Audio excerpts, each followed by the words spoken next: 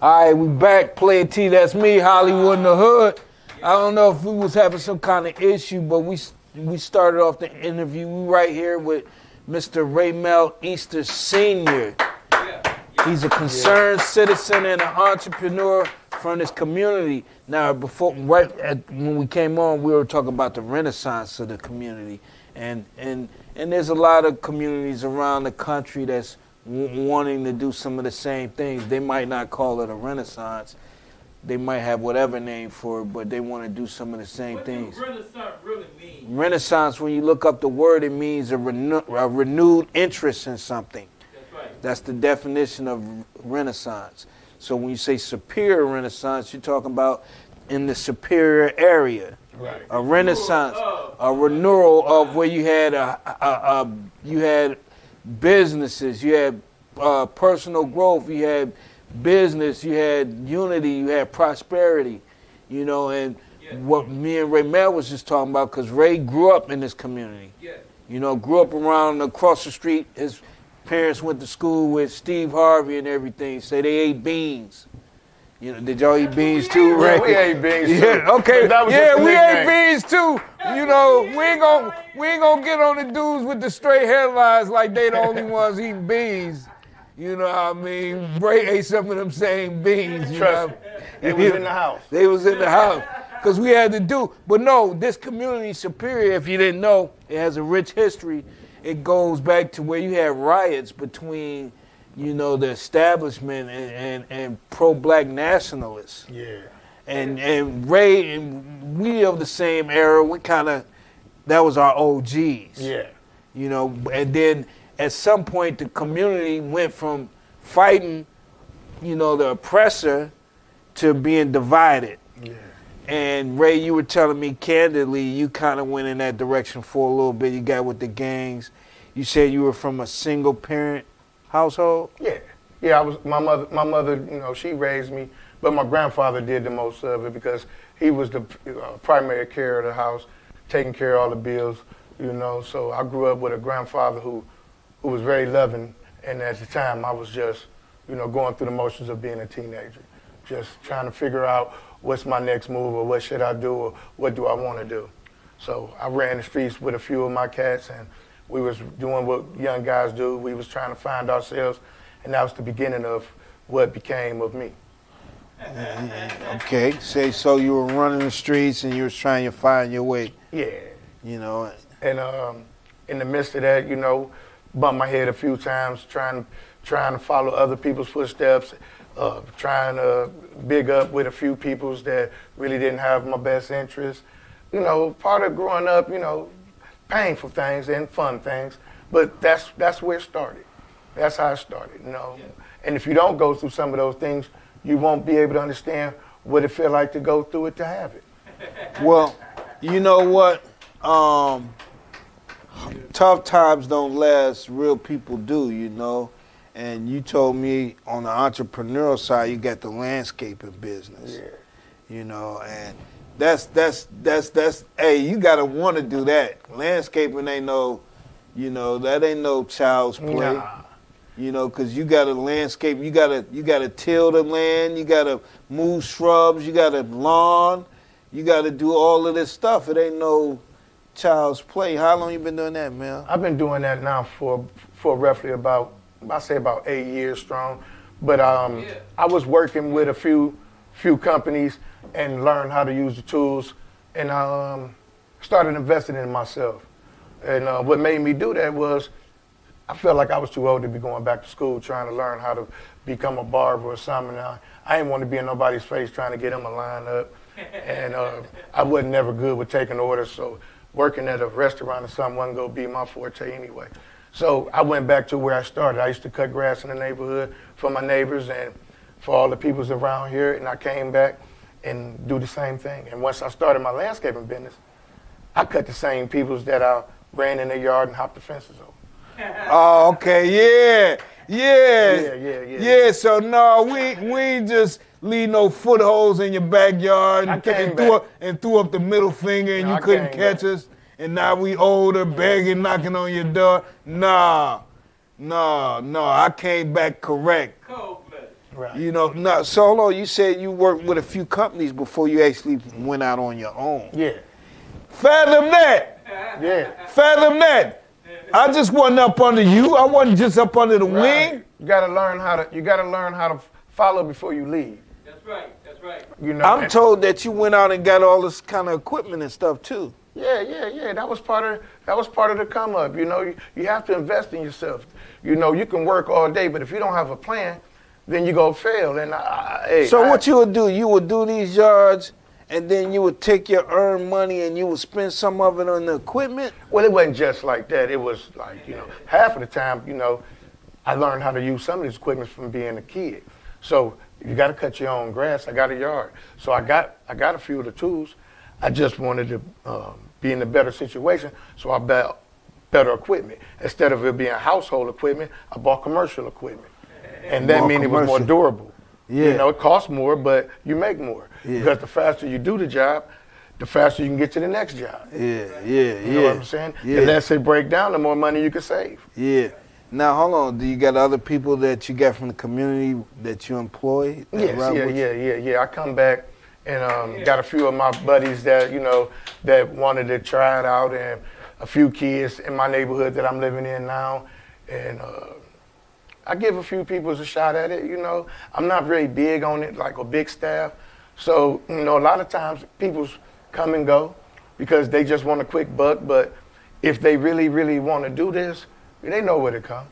Now, at the beginning of the show, whether people was able to hear it or not, you gave reverence and shout out to Bud. And his family. Why was that? Okay. Bud is a very, very, very, very, very popular person in our neighborhood in all good aspects. He used to go out here and get on the bullhorn and talk. But when I was younger, he used to have all the big peoples in his barbershop, and we didn't have no money. So I go up here and listen to him talk all day, and at the end of the day, I get a free haircut. So when I figured that out, every week I came up here, and I might have to sit up here at the barbershop and listen to everybody talk from about 12 noon to 6 in the evening. But at 6 in the evening, I finally got a haircut. Didn't have no money, so that was a hustle. Go up here, get free game and get a cut. Get free game and get a cut. That's how I learned about Tracy Chapman, Ron O'Neal, Bob Hope, you know, Superman. I learned all that because sitting at Bud Shop, all the cats that was his age or a little bit younger was giving each other conversation, and I was ear hustling. Is that what, do you see that as missing nowadays? Like older cats, you know, able to pull a coattail of the younger, other younger ones? Yeah, it's a lot of that missing now because people are afraid now. You know, they're afraid to take chances. A lot of people are afraid of failure.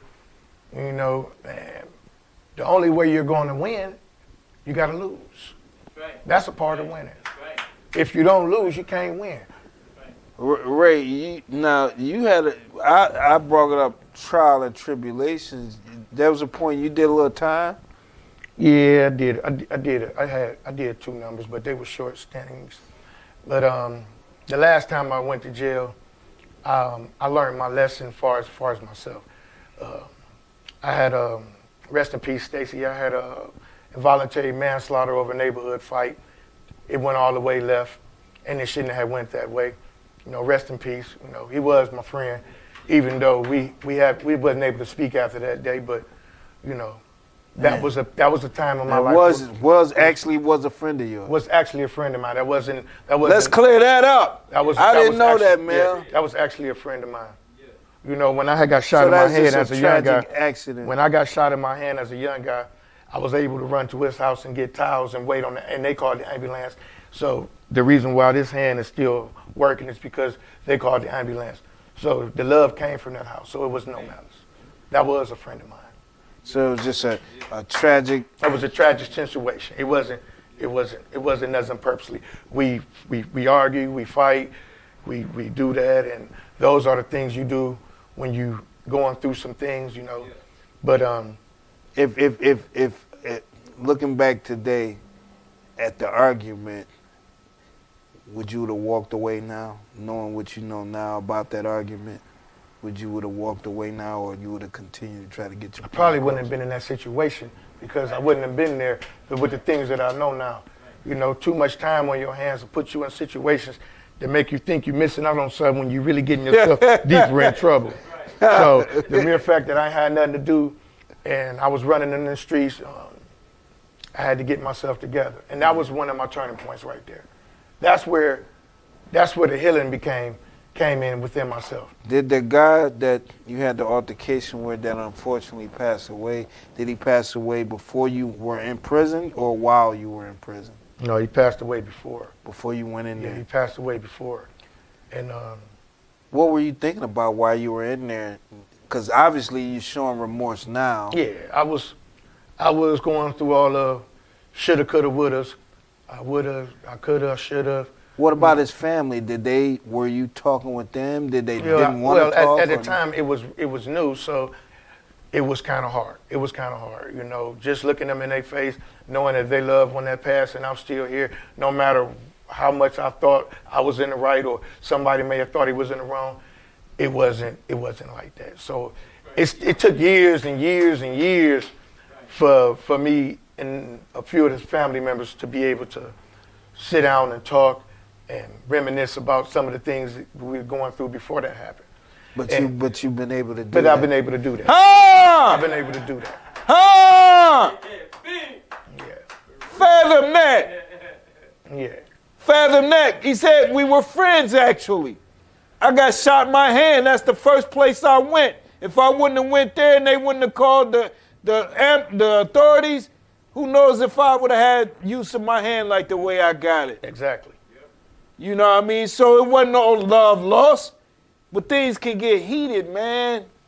You know, we got to reflect. I see it so much, you know, I see so much destruction happen when we could have just not been in certain situations, man, like you said. You know, I seen it.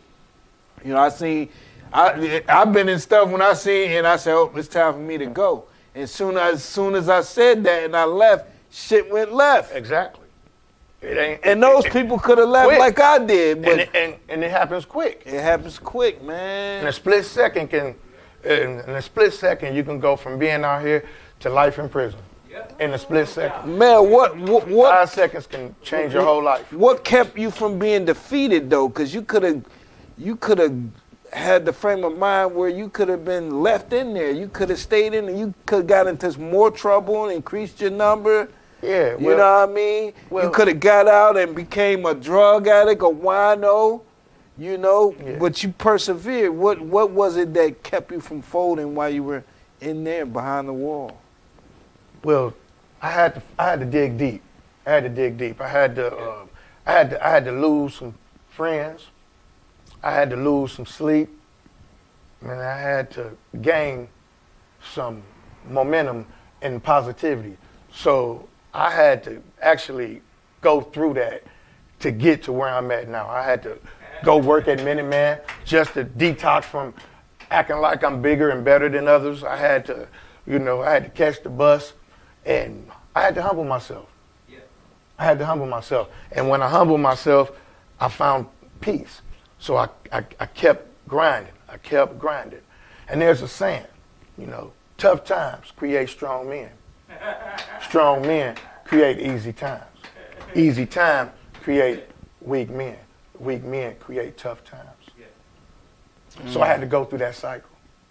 That's a great thing, I man. had to go through that cycle. You had to go through that cycle. Yeah, yeah.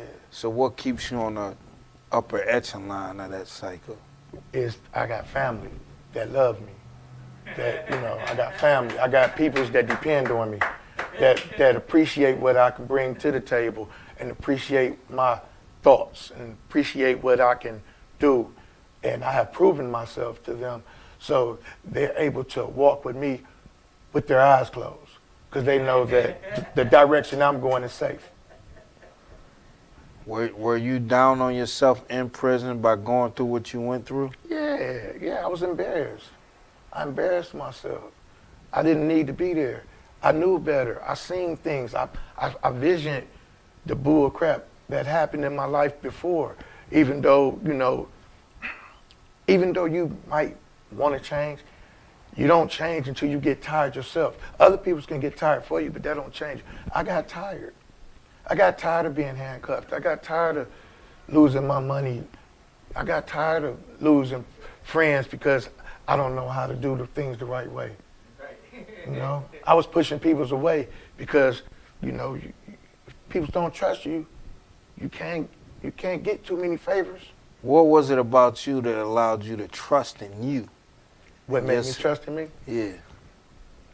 Was when I seen that I was okay with not having everything fast. I had to learn how to, everybody got a different rock bottom. And when I got locked up, my mother died that year. While you were locked up? Not while I was locked up, but she died that year. Died that year.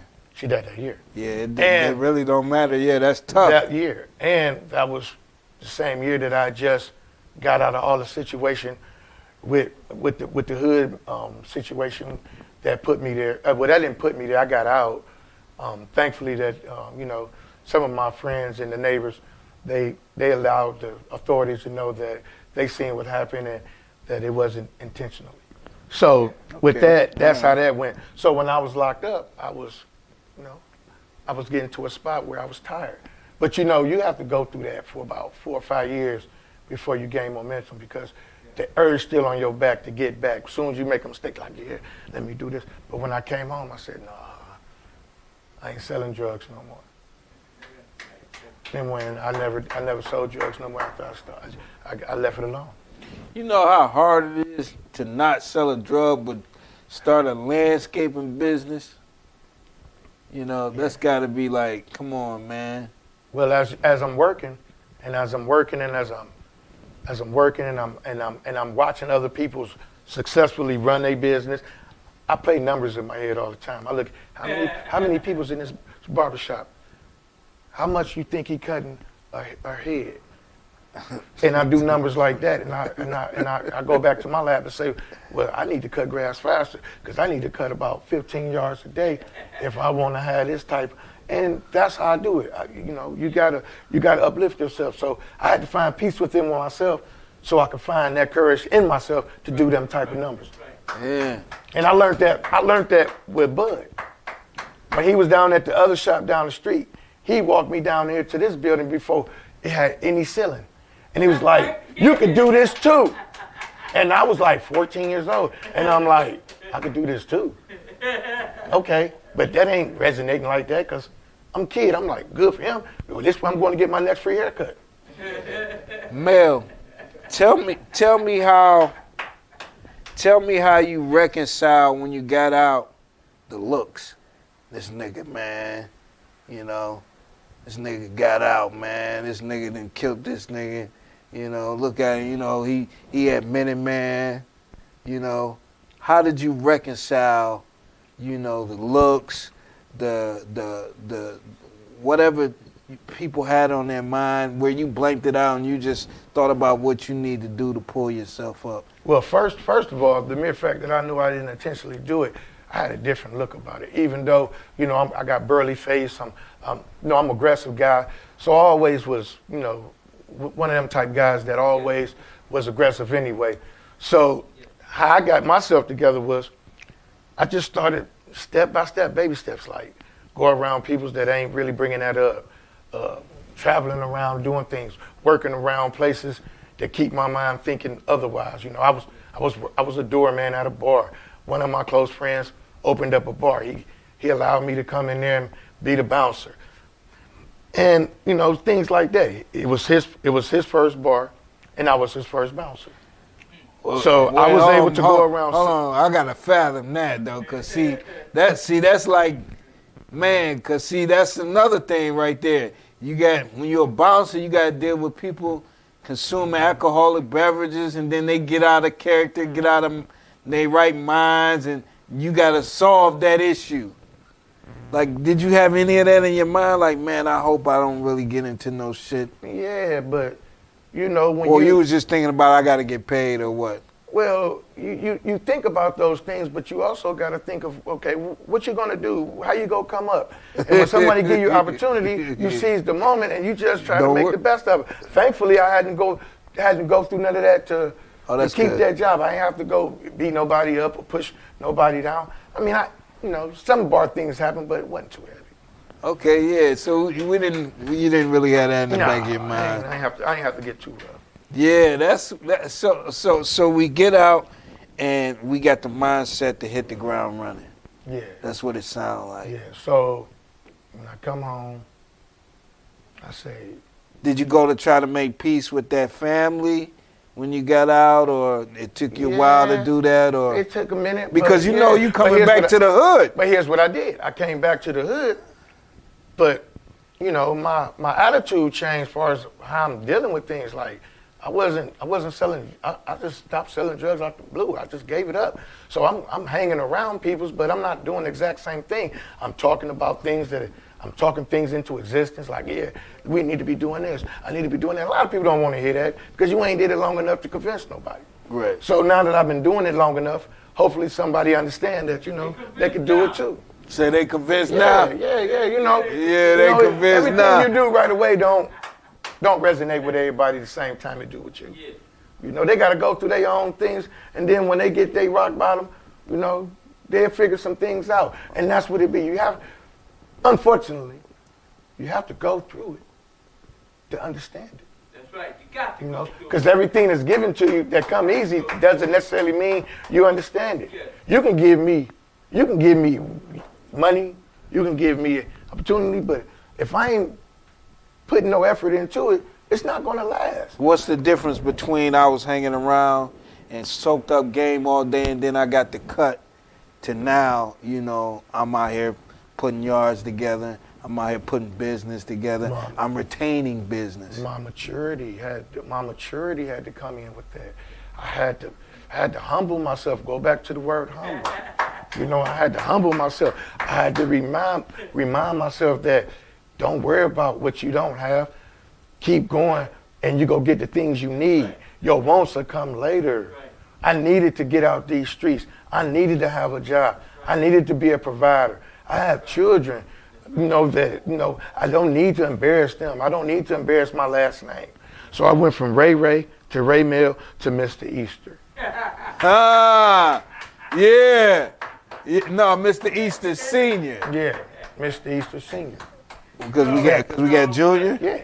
How old is Junior? He's 27, 28. 27, 28?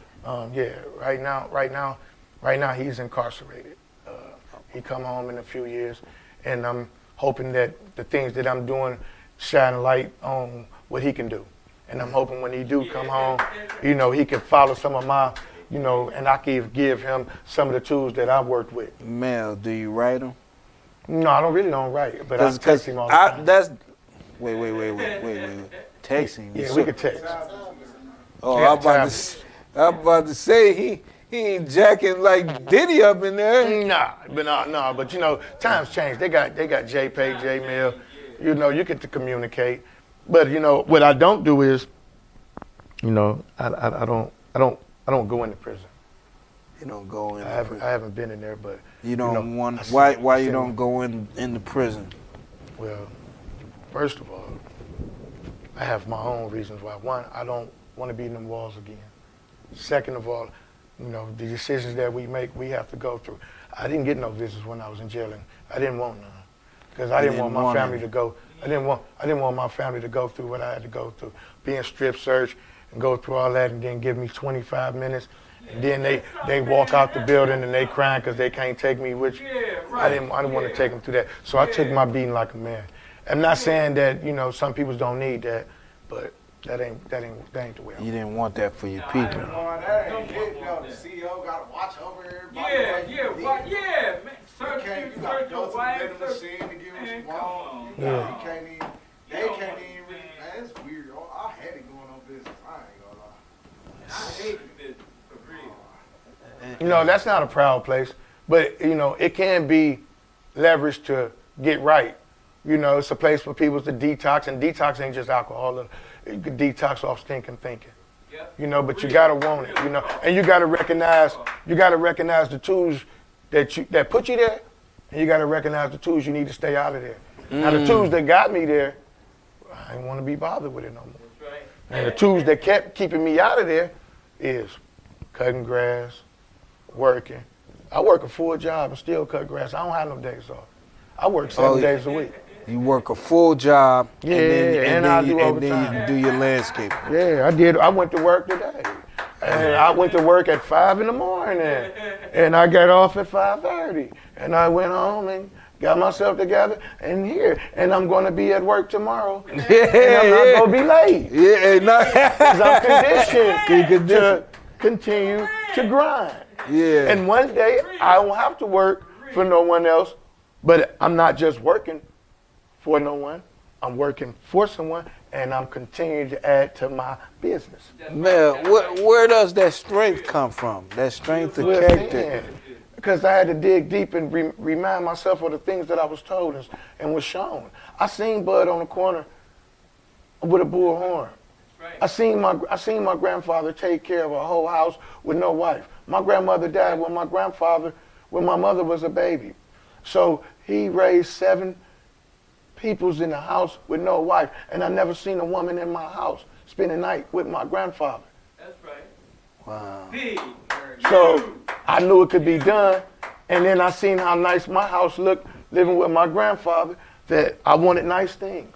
We had a nice house. I'm going to lie, you know, too many of us didn't have nice insides around here. Right. We didn't grow up like we didn't have. We just wanted to be kids. And some of the kid things that we did turned into bad behaviors, and the bad behaviors shined for a long time. It wasn't shine, it wasn't a good shine, but it shined for a long time. Got the truth, yo. Yeah, it shined for a long time. Yeah. Yeah. So, but our young man, he says 27 years old. Yeah. And how long he got left before he be home? 5 more. 5 more years? Yeah. Man, that's tough, man. You know, but you got to understand. You got to understand. It's not about being tough. You do the crime, you got to do the time. And then let's be real. You got another chance at life. You got to get out here and make the best of it. You know, sometimes when you give a person a pat on the back, they come out here and double their troubles. Sometimes you need to sit down and get the stinking thinking out your mind. And then you go through a few things, you lose a few friends, lose a few family members, and those are the things that make you want to be a better person, or should want to make you be a better person. You can use things to enable you, or you can use things to motivate you. Yeah. That's real talk. And I use some of my worst times as motivation. You say you spoke to Stacy family, and evidently is some forgiveness there. Yes, it's not so much just forgiveness. It's what I call, you know, a mutual understanding of, you know, it's pain gonna always be there. You know, it's gonna always be pain there. Yeah. I can understand that. So I'm not trying to erase the pain. I just want you to know that, you know, at the time that we was just assholes. And we were doing asshole shit. And the repercussions behind that is what happened that time, and that's what catapulted me to be a better person. Even though you can't see that right then and there, because, you know, it takes about 5 to 6 years to do something consistently enough before you really know how to do it. Does that feeling of understanding from these individuals, does that lift you? Yeah. Yes. Don't no one, even though, you know, don't no one want to walk around and have to look over their shoulder every day with someone that you really didn't mean no harm to. Yeah, fathom that. Fathom that. So that's nothing I'm proud of. Yeah. I didn't, you know, that's nothing I'm proud of. That was a part of me that, you know, got me together afterwards. But at that particular time, I was reckless. So were we. We were reckless. But, you know, I had to take accountability. I had to think different. So I had to do things different. I got friends that's doing a whole lot of great things, that's been in jail longer than me and came out here and made a difference. You know, so we're not just peoples that did wrong. We peoples who understood that we could turn some of that wrongdoing into uplifting. Yeah. You know? Yeah. I know what it feels like to be shitted on, mad at. I also know what it feels like Did to you- be appreciated and cared for. Did you take to certain faiths and beliefs and ideologies while you were in there? Well, Maybe at that- faiths and beliefs and ideologies that you hadn't taken on until well, you got I there? I wasn't there that long to really Okay. soak the oak that long. But what I did Soak was, the oak that long. but what I did when- I gotta use that, Mel. but what I did when I came home was I started researching. You know, my wife, she's very big on. Oh, you looking- married? Yeah, I'm married. Ha! Yeah. Yeah. What's Yeah. wife's name? Sheila Easter.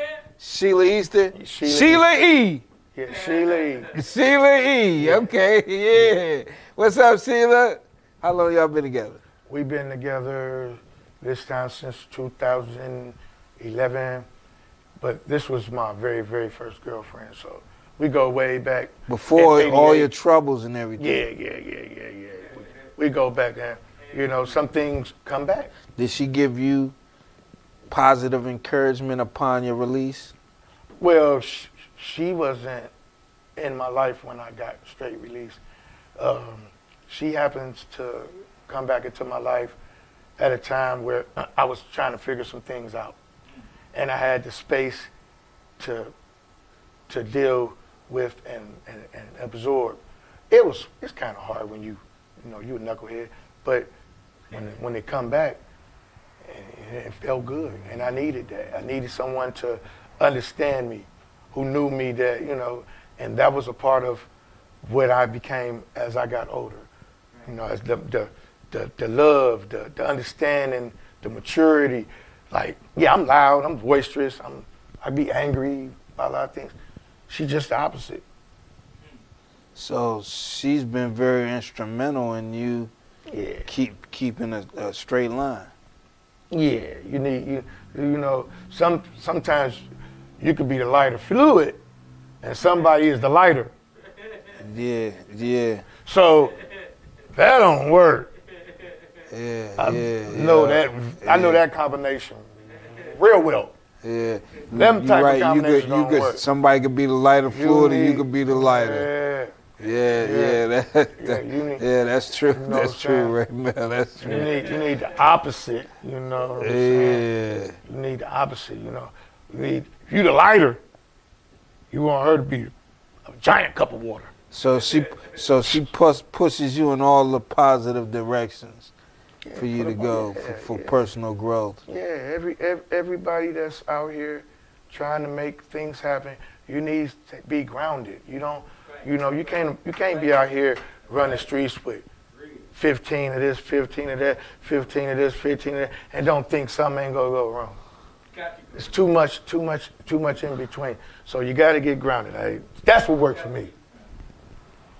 Somebody else, they got a different game plan, and it might work. I'm willing to listen. I ain't saying it don't work, but me, it didn't work. I don't need a whole bunch of chaotic. Didn't work for me either. I don't need that.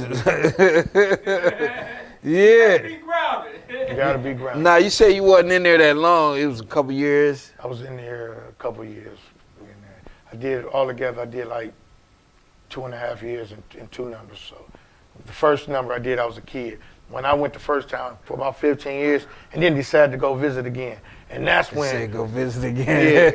Yeah, because I wasn't there long enough. But I was there this time, and the second time I went in there, I was actually walking around with a friend of mine that's from my neighborhood, And I told him, I was like, man. Hold on, because you was in there with guys with the big numbers, though, right? Wasn't you? Were you? Yeah, but that's. The guys with them elbows. Yeah, but you know what I'm saying? But when your status is, I haven't been here long. I haven't been going back and forth to jail, so I'm not a high security risk. I'm in the open. I'm in the open dorm. I'm in the open dorm where you don't really get no peace. Everybody can talk to you. You can talk to somebody all the way across the room without even getting up. But the moral of the story is, I was walking around the yard, and I said to a friend of mine, I just cut him off. I said, man, I ain't doing this no more, man. And he's like, what you mean? I was like, man, I'm about to go get my driver's license. I'm about to do this and that. He was looking at me and like, yeah, whatever. I got home before him. When he came home, he said, man, you wasn't lying. I told you. I didn't know how I was going to do it, though. I didn't know how I was going to do it. I just knew I wasn't going that way. Hold on, let me get this straight. You ran into a guy you was in there behind the wall with. We was in there together. You told him how you was going to straighten up and straighten out when you got out, and you did just that. Got your driver's license together, got a few things in order. You run into the guy. No, we're not just running to the guy. We're friends. So he comes see me. Okay. We ain't running in. Okay. We call each other to this day. Okay. You know, so when we did that and he came out. Hey, Mel, what's up? I'm out now. All that crap. Oh, come on. All that cap you was talking, where you at? Oh, I'm in the hood. Where you at? I stay in Miss B house.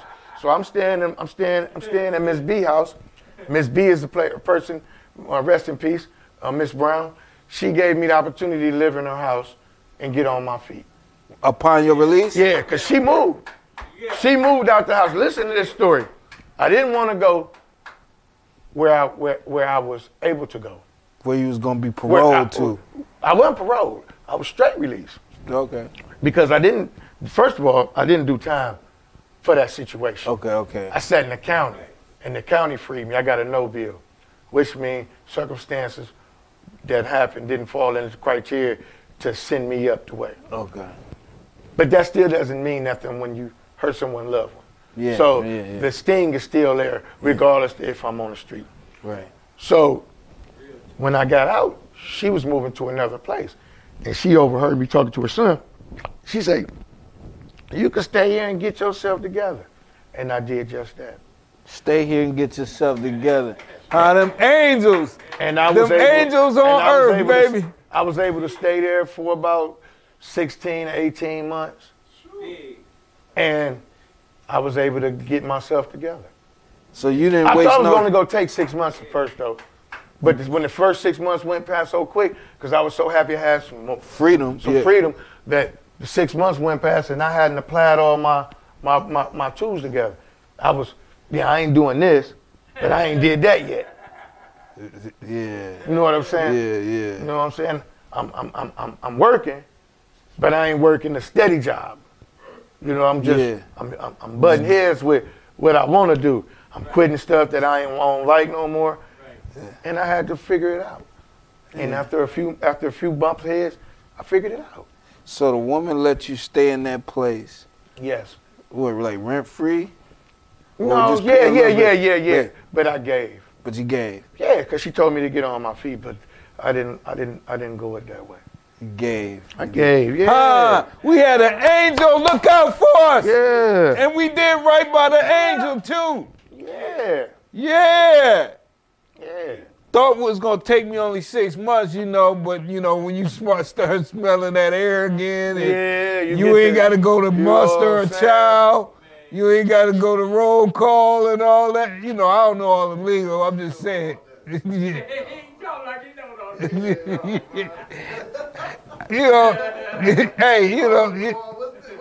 Hey, I can't talk about it like Mel or like Bud can, No, Bud don't talk about it like that. Okay.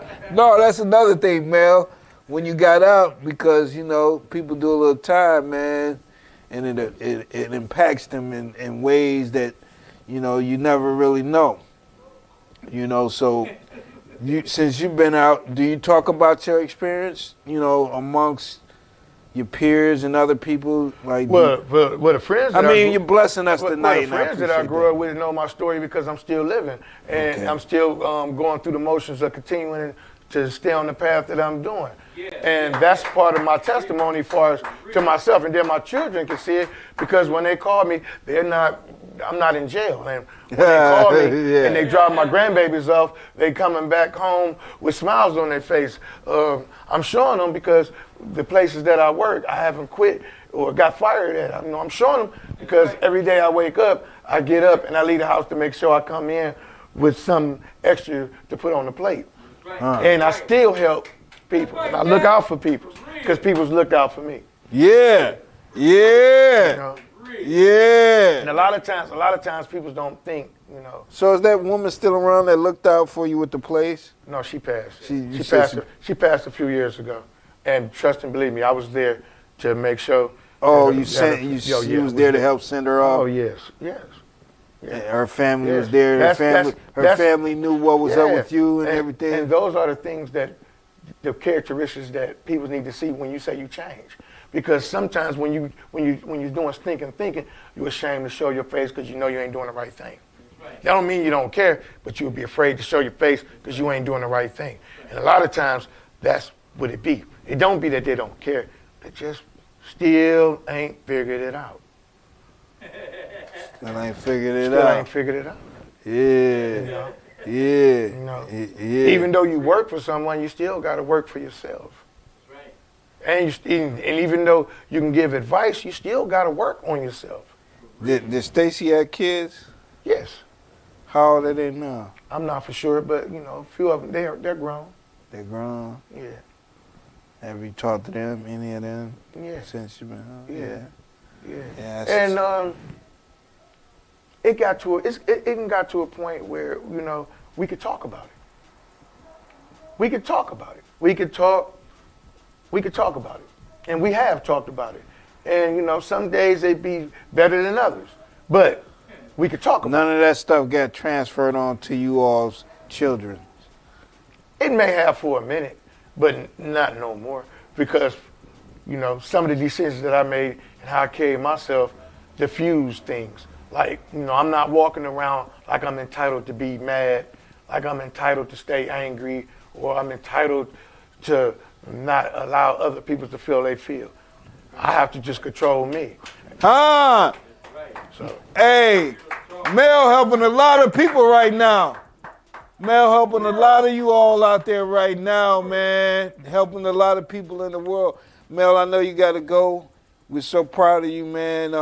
You don't need me to be proud of you, but just the fact that to see you standing up and you persevering through what you had to persevere, yeah. you know, and you're able to talk about it and you're willing to talk about it and spend time with me. I appreciate that. I appreciate you all having me on your You show. know, right now, give a few words, lift somebody up, man. You know, they trying to figure it out. You know, they trying to figure it out, man. Help them get to a place where they can feel strong and feel good. First and foremost, you have to sit down and think. And don't be afraid to use the word no. Because when you're too available, you'll put yourself in situations that you're trying to get out of, and sometimes you can't get out of it when you yes and everything. So no is a very, very, very, very powerful word. Yeah. And you have to use that. Then, second of all, you have to keep on practicing.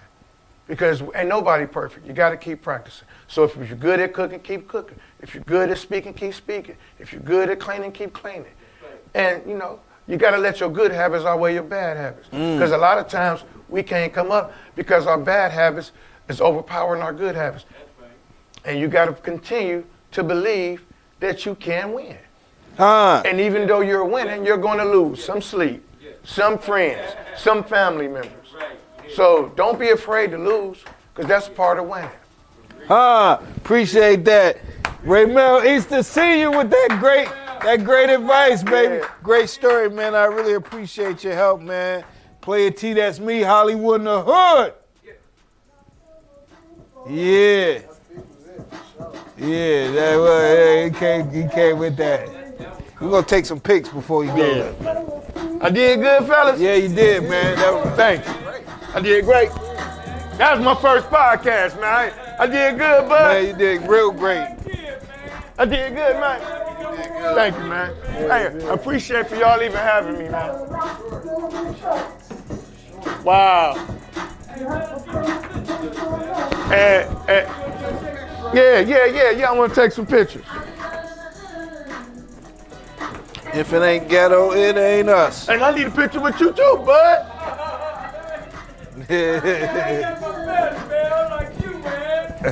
Shoot.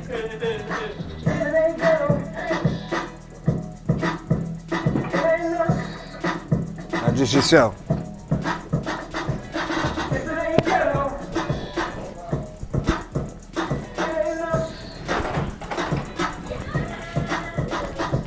Now, Ray, we're gonna do a you gonna let them know? We're gonna do we're gonna actually do a drop in the back. We got a backdrop. I want you to stand in front of and just talk about your experience tonight being on the show. Okay. And then tell the people to donate to the website, playatshow.com.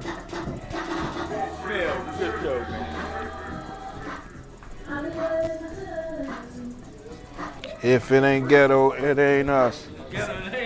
Hey, so Roland said you grabbed 2 of them things already, right? So What you want me So to- you grabbed the what hot you ones, want? bud. That's hot already. Ain't none hot. No, rolling one. Let me take the one that was hot. Yeah. Yeah. Yeah. Okay. Okay.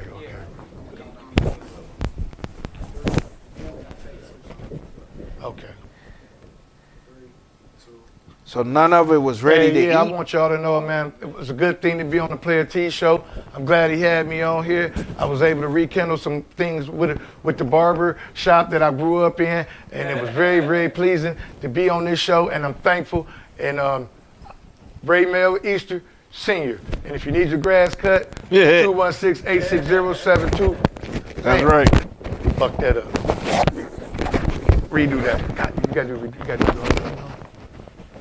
Fuck it. Damn, I cut that shit out. I was drunk. Now go ahead, do what you gotta do, Rick. If you gotta do it over, go ahead. I Do was it. giving my old phone number, and I ain't never did that shit. Yeah, you just forgot the number. This shit. Yeah, go ahead and do it over, man. All right. Hey, yeah, what's going on? This is Raymell Easter Sr. at the Players T Show. Very humble place. I mean, I love these people. These people are great. They'll show you a thing or two about yourself by just getting in front of this camera. And it's very, very, very, very pleasing to be around very good people like this. And if you want your grass cut, 216-860-7442. And donate to the Players T Show. This is a very, very, very uplifting place to be in. And thank you very much for having me on your show. Yeah. You're a legend. That was perfect, too. Yeah, man. Yeah. Hey, man, let me tell you something, man. You know, That was a great show. yeah, and I appreciate it. And one day, you just want to get on here and just talk about, you know, like converse. Like we just giving ideas and thoughts on what's going on. Bring me to the table, cause I don't mind talking. You know, and I'm just saying, like, you know, like a behind the scenes thing, like you might just want people to. Yeah, because you talk a whole good, you talk about a whole bunch of good stuff, man. You're a very good guy, man, and I appreciate it, man. And people appreciate you, man. They just afraid to get in front of the camera. I ain't give a damn how many teeth I got missing. I was coming on this show. Here you go. Scared as heck, man. Yeah. Scared, man. Shit, I was nervous too. I'm saying all the time. I was thinking all week, what I'm gonna say? What question you gonna ask? And then when I had to go through that whole feeling.